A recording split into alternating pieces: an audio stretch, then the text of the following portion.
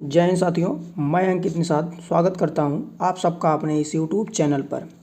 ये वीडियो जो है राज्य व्यवस्था की पार्ट नंबर 2 है। राज्य व्यवस्था में हम बात कर रहे थे जिसमें अनुसूची तक हमने बात कर ली थी। ये पार्ट नंबर 2 है, इसमें हम आगे की बात करेंगे। तो आइए वीडियो शुरू करते हैं। आगे है कि जो शासन प्रणाली है वो दो प्रकार से होती है। प्राचीन रूप है, एक शासन प्रणाली का एक प्राचीन रूप है और एक आधुनिक रूप है। जो प्राचीन रूप है इसमें राजतंत्र हुआ करता है और जो आधुनिक रूप है इसमें लोकतंत्र हुआ करता है। ठीक, जो राजतंत्र है इसमें जो शासक होता है वो राजा होता है और जो लोकतंत्र है इसमें जो शासक होता है प्रधानमंत्री होता है या राष्ट्रपति होता है। ठीक, इसके बाद में जो राजा का पद होता है वो अनुवांशिक होता है। दूसरी चीज़ में अगर हम सत्ता का स्रोत देखते हैं तो ये कौन होता है, स्वयं राजा होता है। ठीक, अगर उदाहरण की बात करें तो सऊदी अरब हो गया, यूएई हो गया, ओमान हो गया, कतर, भूटान आदि देश हैं। ठीक, अगर हम यहाँ पे लोकतंत्र की बात करते हैं, जो आधुनिक प्रणाली है इसमें अगर हम बात करते हैं तो इसमें जो राष्ट्रपति प्रधानमंत्री का जो पद होता है वो योग्यता के आधार पर लिया जाता है। ठीक, जो सत्ता का स्रोत है वो जनता होती है। सत्ता का स्रोत कौन है, जनता है। ठीक, उदाहरण के तौर पर अमेरिका हो गया, ब्रिटेन हो गया, भारत हो गया, कनाडा, फ्रांस आदि देश हैं। ठीक है, इसके बाद में हम आते हैं आगे अगर हम बात करें तो लोकतंत्रात्मक जो शासन प्रणाली है उसके कुछ मुख्य रूप हैं।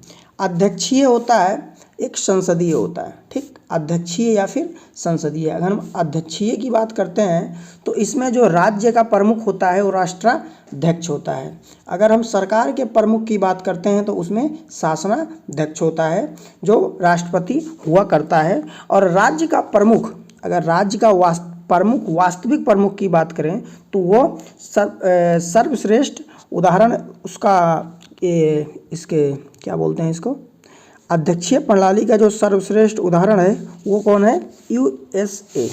ठीक, अब बात करते हैं संसदीय प्रणाली की। संसदीय प्रणाली में राज्य का प्रमुख राष्ट्राध्यक्ष और सरकार का प्रमुख शासनाध्यक्ष। सरकार का जो प्रमुख होता है वो प्रधानमंत्री होता है यहाँ पे, और राष्ट्र का जो प्रमुख होता है राष्ट्रपति होता है। ठीक है, अगर हम बात करते हैं कि इसका मुख्य उदाहरण कौन है, भारत और ब्रिटेन जो है इसके मुख्य उदाहरण हैं। सिंपल सा इसमें आपको एक ही चीज़ याद रखनी है, वो याद क्या रखना है ये कि यूएसए में क्या है, अध्यक्षीय प्रणाली है, और भारत और ब्रिटेन में क्या है, संसदीय प्रणाली है, बस। ठीक है, आगे है कि राज्य के महत्वपूर्ण जो तत्व हैं वो कौन से हैं। राज्य के महत्वपूर्ण तत्व 4 हैं। 4 कौन से हैं, संप्रभुता होनी चाहिए पहली चीज़, दूसरी चीज़ जनसंख्या होनी चाहिए। ठीक, तीसरी चीज़ उसके पास खुद का भूभाग होना चाहिए और खुद की सरकार होनी चाहिए। ठीक, किसी राज्य को राज्य का दर्जा देने के लिए यहाँ राज्य से मतलब है देश से। ठीक, राज्य का मतलब है संप्रभुता होनी चाहिए, जनसंख्या होनी चाहिए, भूभाग होना चाहिए और उसकी खुद की सरकार होनी चाहिए। ठीक है, अब हम बात करते हैं परीक्षा उपयोगी बातों के लिए। एक चीज़ है कि संसदीय प्रणाली, संसदीय शासन प्रणाली का दूसरा नाम क्या है, मंत्रिमंडलीय शासन प्रणाली, और अध्यक्षीय प्रणाली का दूसरा नाम है राष्ट्रपतीय शासन प्रणाली। ठीक, संसदीय शासन प्रणाली का जनक अगर माना जाए तो ब्रिटेन को माना जाता है। ठीक है, भारत में सत्ता का एकमात्र स्रोत कौन है, जनता है। भारत एक गणतंत्र है, इसका आशय है, भारत एक गणतंत्र है, इसका आशय है राज्य यानी कि देश का जो प्रमुख है वो राष्ट्रपति निर्वाचित होगा। ठीक है, भारतीय संघवाद को सहकारी संघवाद कहा जी ऑस्टिन ने। ठीक, ये आपको कट टू कट याद रखना है। भारत को अर्ध संघात्मक राज्य कहा केसी हुइयर ने। ठीक, आगे है हमारे राष्ट्रीय प्रतीक। राष्ट्रीय प्रतीकों की अगर हम बात करते हैं तो सबसे पहले आता है राष्ट्रीय ध्वज। राष्ट्रीय ध्वज कौन सा है, तिरंगा। ठीक, ठीक। तिरंगे के अभिकल्पनकर्ता अगर हम बात करें तो पिंगली वेंकैया जी हैं। और लंबाई और चौड़ाई का जो अनुपात होता है 3:2 होता है। अपनाया कब गया था? 22 जुलाई 1947 को। याद रखना है, 22 जुलाई 1947 को तिरंगा अपनाया गया। पट्टी का जो रंग होता है वो कैसा होता है? आपको पता है, केसरिया होता है। केसरिया अगर बात करते हैं तो शासन, साहस, बलिदान का प्रतीक माना जाता है। केसरिया साहस और बलिदान का प्रतीक माना जाता है। सफ़ेद जो है शांति और सच्चाई का प्रतीक माना जाता है। अगर हम हरा रंग की बात करते हैं तो उर्वरता एवं समृद्धि का प्रतीक माना जाता है। जो चक्र होता है उसका कलर की बात करते हैं तो नीला होता है। इसमें तीलियों की संख्या 24 होती है। ठीक। पर ये जो तीलियां हैं ये प्रगति एवं न्याय का प्रतीक मानी जाती हैं। ये लिया गया है अशोक स्तंभ सारनाथ से। ठीक है। आगे हम बढ़ते हैं। आगे हमारे राज चिन्ह जो है अशोक स्तंभ सारनाथ से लिया गया है। अंकित शब्द का मतलब होता है लिखे हुए शब्द इसमें है सत्यमेव जयते, जो मुंडको उपनिषद में उल्लेख जिनका मिलता है। ठीक है। ये अपनाया कब गया था? 26 जनवरी 1950 को अपनाया गया था। अगर हम चिन्हों की संख्या की बात करते हैं तो 4 इसमें चिन्ह हैं। ठीक है। अगर ये पूछे कि कितने दिखते हैं तो 3 दिखते हैं, एक पीछे वाला नहीं दिखता है। लेकिन अगर पूरे की बात करते हैं तो 4 है। नीचे अंकित जो चिन्ह है वो कौन कौन से हैं? अगर हम दाएं देखते हैं तो बैल है, और मध्य में जो है अशोक चक्र है, और बाएं घोड़ा है। ठीक है। दाएं और बाएं याद रखिएगा, दाएं बैल है और बाएं क्या है? घोड़ा है। मध्य में अशोक चक्र। ठीक। आगे बढ़ते हैं। आगे अगर हम बात करते हैं तो राष्ट्रगान, देखिए राष्ट्रगान हमारा क्या है? जन गण मन। ये गीतांजलि से लिया गया है, जिसके रचयिता हैं रविंद्रनाथ टैगोर। जन गण मन हमारा गीतांजलि से लिया गया है, जिसके रचयिता कौन है? रविंद्रनाथ टैगोर। ठीक है। अपनाया गया 24 जनवरी 1950 को। अपनाया कब गया? 24 जनवरी 1950 को। अगर प्रथम गायन की बात करते हैं तो 27 दिसंबर 1911 को इसका प्रथम गायन हुआ कांग्रेस के कलकत्ता अधिवेशन में 27 दिसंबर 1911 को। ठीक। इसके बाद में हम अगर अवधि की बात करते हैं कितने समय में ये गाया जाता है तो 52 सेकेंड। इसके बाद में हम आते हैं राष्ट्रीय गीत पे। राष्ट्रीय गीत हमारा है वंदे मातरम, जो लिया गया है आनंद मठ से। इसके रचयिता हैं बंकिम चंद्र चटर्जी। अपनाया गया 24 जनवरी 1950 को। अगर हम प्रथम गायन की बात करते हैं तो 1896। ठीक। आगे बढ़ते हैं। आगे है राष्ट्रीय पंचांग। राष्ट्रीय पंचांग आधारित किस पे है? शक संवत पर। ठीक। शक संवत पर आधारित है हमारा राष्ट्रीय पंचांग। अपनाया गया था 22 मार्च 1957 को। ठीक। प्रथम माह इसका होता है चैत का, और अंतिम माह जो होता है वो फागुन का होता है। ठीक है। हम आगे बात करते हैं कुछ और राष्ट्रीय चिन्हों की, जो हमारे अन्य राष्ट्रीय प्रतीक हैं। अगर हम यहाँ बात करते हैं राष्ट्रीय पशु की तो हमारा कौन है? बाघ है। अगर राष्ट्रीय पक्षी की बात करते हैं तो मोर है। अगर राष्ट्रीय पुष्प की बात करें तो कमल है। और राष्ट्रीय विरासत पशु की बात करते हैं तो हाथी है। ठीक। अगर राष्ट्रीय जलीय जीव की बात करते हैं तो कौन है? डॉल्फिन है। अगर राष्ट्रीय फल की बात करें तो वो कौन है? आम है। राष्ट्रीय मुद्रा की बात करें तो वो रुपया है। और राष्ट्रीय वृक्ष जो है हमारा बरगद है। ठीक है। आगे बढ़ते हैं। आगे कुछ चीज़ें हैं यहाँ पे। राष्ट्रीय दिवस और त्योहारों की बात करते हैं तो वो कौन कौन से हैं? 26 जनवरी आपको पता है गणतंत्र दिवस होता है। स्वतंत्रता दिवस 15 अगस्त को मनाया जाता है। गांधी जयंती 2 अक्टूबर को मनाई जाती है इसको। तो इसमें अगर हम राष्ट्रीय नदी की बात करते हैं तो गंगा है। राष्ट्रीय नदी हमारी कौन सी है? गंगा है। वर्ष 2008 में घोषित हुआ, ये भी याद रखिएगा। ठीक है। इसके बाद ये हम PDF में मिल जाएगा, ये पढ़ लीजिएगा। इसमें बहुत ज़्यादा ज़रूरी चीज़ें नहीं देखी हैं।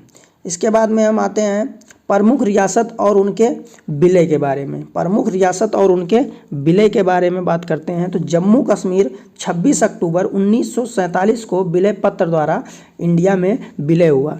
हैदराबाद की बात करते हैं तो 17 सितंबर 1948 पुलिस कार्यवाही द्वारा विलय हुआ। अगर ऑपरेशन की बात आते हैं तो ऑपरेशन पोलो के द्वारा इसका विलय किया गया। जूनागढ़ की बात करते हैं तो 9 नवंबर 1947 भारत सरकार का नियंत्रण नवाब की परिषद के अनुरोध पर किया गया था। 20 फरवरी 1948 में जनमत संग्रह हुआ और 20 जनवरी 1949 सौराष्ट्र में इसका विलय किया गया। ठीक है, आगे बढ़ते हैं। आगे है कि भारतीय संविधान में प्रमुख अनुच्छेद और विषय और भाग, एक ही लाइन में ये सब चीज़ें दे रखी हैं, तो आइए एक एक करके हम देखते हैं। सबसे पहले आता है कि भाग नंबर 1। ठीक, भाग नंबर 1 में संघ और उसके राज्य क्षेत्र के बारे में बात किया गया, अनुच्छेद नंबर 1 से 4 तक।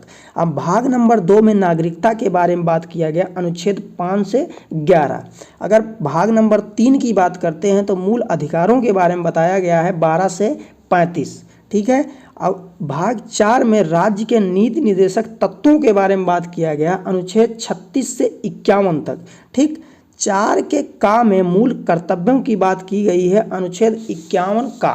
ठीक है, इसके बाद में हम आगे बढ़ते हैं। भाग नंबर 5 में संघ की बात की गई है, अनुच्छेद 52 से लेकर 151 तक। अगर हम भाग 5 का अध्याय 1 देखते हैं तो कार्यपालिका है, 52 से 78 तक। और अध्याय 2 में संसद की बात की गई है, 79 से लेके 122 मतलब 122 तक। अगर भाग 3 की बात करते हैं तो राष्ट्रपति के विधायी अधिकार दे रखे हैं 123 नंबर आर्टिकल में। और भाग 5 का अध्याय जो है 4 संघीय न्यायपालिका की बात करता है, अनुच्छेद नंबर है 124 से 147 तक। अगर हम भाग 5 की बात करते हैं और इसमें अध्याय 5 की बात करें तो भारत के महालेखा परीक्षक, नियंत्रक एवं महालेखा परीक्षक के बारे में दे रखा है 148 से 151, आर्टिकल नंबर 148 से 151। भाग 6 जो है राज्यों की बात करता है, 152 से 237 तक। ठीक है, भाग 6 का ही अध्याय 1 है जिसमें सामान्य बातें कर रखी हैं 152 से 237 तक। अगर हम अध्याय 2 की बात करते हैं तो इसमें कार्यपालिका दे रखा है 153 से लेकर 167 तक। अगर हम अध्याय 3 की बात करें तो राज्य विधानमंडल दे रखा है 168 से 212। ठीक है, यहाँ पे कुछ इम्पॉर्टेंट है। राज्यपाल के विधायी अधिकार की बात करें तो 213 है। ठीक है, इसके बाद में आपको बता दें, यहाँ से बहुत ज़्यादा इम्पॉर्टेंट नहीं है, वो मैं आपको PDF में दे दूँगा, आप लोग पूरी PDF पढ़ लीजिएगा। ठीक है, इसमें कुछ है नहीं, केवल पढ़ना ही है। ठीक है, यहाँ से कुछ चीज़ें हैं वो देख लीजिए। भाग 17 में राजभाषा की बात की गई है, आर्टिकल 343 से 351। और क्षेत्रीय भाषा 345 से 347। ठीक है, और आपात उपबंध 352 से 360, आपात उपबंध 352 से 360 के बीच में दिया गया है। संविधान संशोधन 368 में दे रखा है, ये आपको पता होना चाहिए। ठीक, और ये PDF में मिल जाएगा पूरा, आप पढ़ लीजिएगा। ठीक है, आगे बढ़ते हैं। आगे है भाषाई प्रांत राज्य पुनर्गठन आयोग समिति। मतलब क्या है कि राज्यों का गठन कैसे हुआ उसके बारे में बताया गया है। तो भाषाई आधार पर प्रांत आयोग जो है इसका गठन होता है 1948 में। कब गठन होता है? 1948 में। एस के दर, इसके कौन अध्यक्ष थे? एस के दर। रिपोर्ट सौंपी, रिपोर्ट इन्होंने कब सौंपी? रिपोर्ट इन्होंने सौंपी है दिसंबर 1948 में। अनुशंसा इसमें क्या की गई है? राज्यों का गठन प्रशासनिक सुविधा के आधार पर न कि भाषाई आधार पर। ठीक है, इसके बाद में आगे बढ़ते हैं। आगे है आंध्र प्रदेश राज्य का गठन। देख लीजिए कि इसके गठन के कुछ कारण थे, इसीलिए ये इम्पॉर्टेंट है, इसको देखना आपके लिए ज़रूरी है। इसके जो तत्कालिक कारण थे, पोट्टी सीमा श्री रामल्लू की 56 दिन की भूख हड़ताल के बाद मौत हो गई थी। ठीक है, इनका गठन, अगर हम आंध्र प्रदेश के गठन की बात करें तो 1 अक्टूबर 1953 में इसका गठन होता है।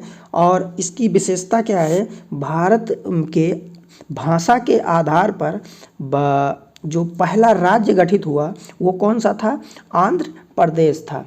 अगर हम विभाजन की बात करते हैं तो 2 जून 2014 को तेलंगाना अलग हो गया। ठीक है, इसके बाद में है कुछ JVP समिति बनी थी दिसंबर 1948 में जवाहरलाल नेहरू, वल्लभ भाई पटेल और पट्टाभ सीता रमैया। इन्होंने रिपोर्ट सौंपी है अप्रैल 1949 में। अनुशंसा क्या की गई? भाषाई आधार पर राज्यों का पुनर्गठन अस्वीकृत कर दिया गया। ठीक है, आगे है राज्य पुनर्गठन आयोग। वर्ष क्या है? 1953 और अध्यक्ष इसके कौन थे? फजल अली।